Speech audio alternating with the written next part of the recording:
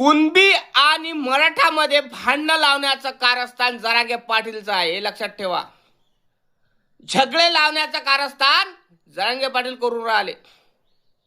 काय वाटते कमेंट करून तुम्हीच सांगा.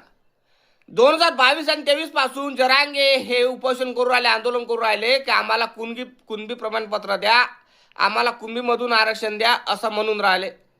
मग आतापर्यंत मिळालं का नाही? आता 2026 चालू आहे. आता 30 मेला आंदोलन करणार आहे ते. मग 30 मेला आंदोलन करणार आहे, तिथे पण त्यांना गांजर दिला जाईल का, चॉकलेट दिला जाईल का, फडणवीस सरकार देईल का? कमेंट करून तुम्ही सांगा. का फडणवीस सरकार त्यांना अंदरून पैसे देऊन राहिले आंदोलन थांबवण्याचं? आता जरांगे पाटील आटला आहे पैशाने, त्या कारणामुळे आंदोलन शिवाय पर्याय नाही असा जनतेला सांगून राहिला. आणि जनता भरोसा करून राहिली त्या व्यक्तीवर. का मराठा बांधव हे भरोसा करून राहिले जरांगे पाटील, हे चुकीचं आहे काय? कमेंट करून तुम्हीच सांगा. कारण जरांगे पाटील 2022 पासून आंदोलन करून राहिले, तरीही न्याय मिळून का नाही बा? हा माझं मत आहे. का त्या माणसाला उपोषण करण्याची भूक आली, काय सवय पडली, काय वाटते? कमेंट करून तुम्हीच सांगा.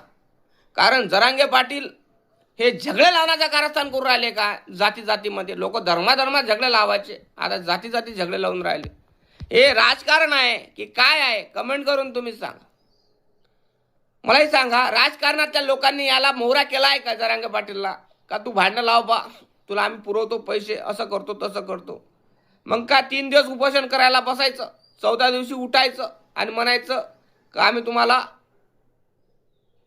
आरक्षण देतो, तुम्हाला कुणबीमधून प्रमाणपत्र देतो असं म्हणायचं. मग काय आशा ठेवायचं आणि मग मराठा बांधव वाट पाहतेस, जरांगे पाटीलनं आम्हाला आरक्षण दिलं. मग काय येतं, अरे कुणबी प्रमाणपत्र भेटत नाही, असं होतं. त्या कारणामुळे तुम्हाला एकच सांगतो, 30 मेला जे आंदोलन होऊन राहिलं, उपोषण होऊन राहिलं, याच्यामध्ये हार होईल की जीत होईल जरांगे पाटीलची, मराठा बांधवांची? नक्की कमेंट करून तुम्ही सांगा. फॉलो करा, शेअर करा, लाईक करा, चॅनलला सबस्क्राईब करायला विसरू नका. जय भीम, जय शिवराय, जय जवान, जय किसान, जय संविधान.